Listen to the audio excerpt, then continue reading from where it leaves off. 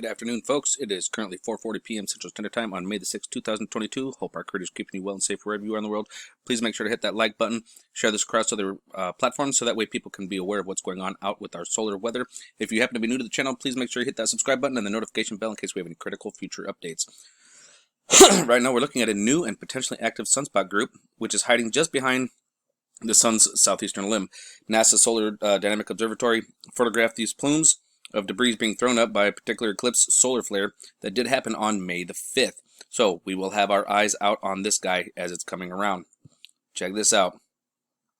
The sun has been crackling with solar flares, as we've been well aware of, and these explosions are hurling multiple overlapping CMEs into space. Okay, so NOAA forecasters are actually saying that one of them might graze the Earth's magnetosphere on May the 7th. But this is a very low confidence forecast. So many CMEs are leaving the sun that it's been being very difficult to unravel their distinct shapes and trajectories. So if we do get an impact on May the 7th, it should only spark about a G1 class geomagnetic storm. Okay, so it is very, I will say this, I have to give it to them, it is very difficult. They're going off in all directions. In fact, we're going to go and take a peek at some of this right now. As we jump over here to spaceweatherlive.com, we're actually going to take a look at NOAA's prediction model. And as you can see, we have a CME right here, and it looks like we're going to get a glancing blow on it. And if we move it forward, they were saying the 7th. However, if it is going to be the 7th, it's maybe just the front edge of it. You can kind of see a slight little glimpse of it right here. So that could be what they're talking about, but then we've got a slightly bigger one here on the back side. And so if we take a look at that, as it's coming closer, it's looking like the initial impact of that would actually be on the 8th at 10 a.m. Universal time. And the peak of it would be on the 8th, right around 23, well, actually about midnight on the 9th. So this is UTC time. So this is NOAA's and this is NASA's. NASA actually only does the most recent, and it's showing one going off the eastern limb as it comes around. So we're actually going to be out of the way of that, with this being the Earth and this being the Sun. You can clearly see the projection. But let's go ahead and come on over here to European Space Agency. We're going to look at their Euphoria model. This is their model of it, and as you can see, they're not showing an impact until the 10th is when it starts to peak up. But it looks like it'll be about the 9th from what they're saying. Looks like we're going to have some kind of a small impact on the 7th, between the 6th and the 7th, right around that time. And then, of course, we have our peak of it being 30 centimeters cubed on the 11th at 12:12 p.m. UTC time. Solar activity during the past 24 hours has actually declined to lower levels, with several low-level C flares detected around both active region 3004, which is right here, and 3006 right over here.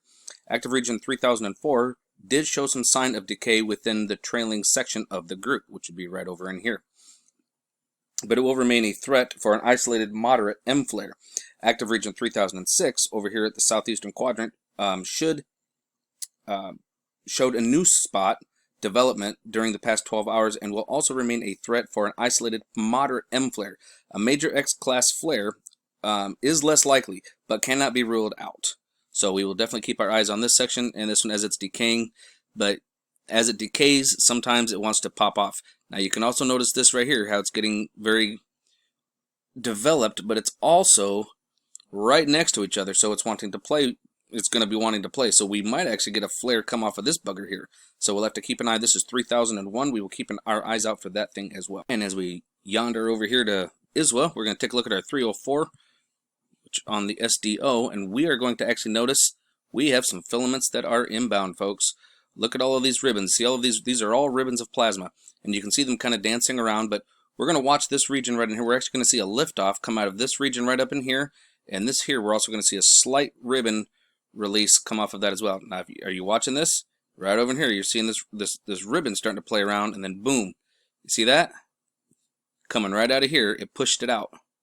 Boom, did you see that? So we do have, and there's another one.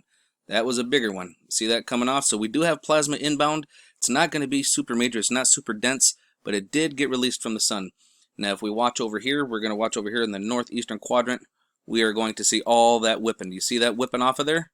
That's going to be coming off, and that's coming at us, towards us as well. It's not a super ton, but it is plasma nonetheless. So and that will take approximately 4 to 6 days depending on the speed. I'm not seeing a lot of speed coming out of it, so I would say more like 6 to 7 days possibly for that to arrive. We take a look over here at our Russian Schumann model. We can see that we actually had, sorry, I got that a little cut off. We have a power of 34 and 42.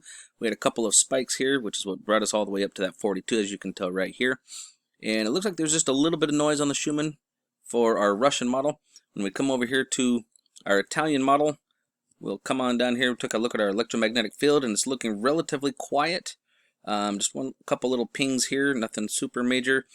Our Schumann resonance is actually, there is some form of activity. It's not super loud, but there is something, showing a couple little pings here on the geophones. And as we come on down here, earlier today we did have a couple little speakbacks, if you will, where the Schumann was talking. As we come down and take a look at our colors in relations to our chakras, we can see that there was some reds and some little bit of like a teal color going on in here, which is very interesting. We can see this little teal shade like in the middle of the atmosphere, which is also quite unique. But if we come down here, this was throughout the day. This is from our times from 1500, 16, 17, 1800. Again, this goes by 24 hours, and this is UTC time. But if we come down here and we look over the last few days, this is today, the 5th, the 4th, 3rd. Do you guys see a pattern? I see a pattern here. I see patterns coming right around the same time. And if anybody happens to, if somebody has any way of plugging this into some kind of configuration and figure out what this pattern is, might be able to find out some information. But this is very interesting. And on the 5th or 4th, it looks like, we actually had a lot of red come in here overnight. And it lasted all through the night, and then just kind of was in the background a little bit, and then just changed over, and it just kind of quit. So that's actually really interesting. On the 4th, may the 4th be with you. Remember that?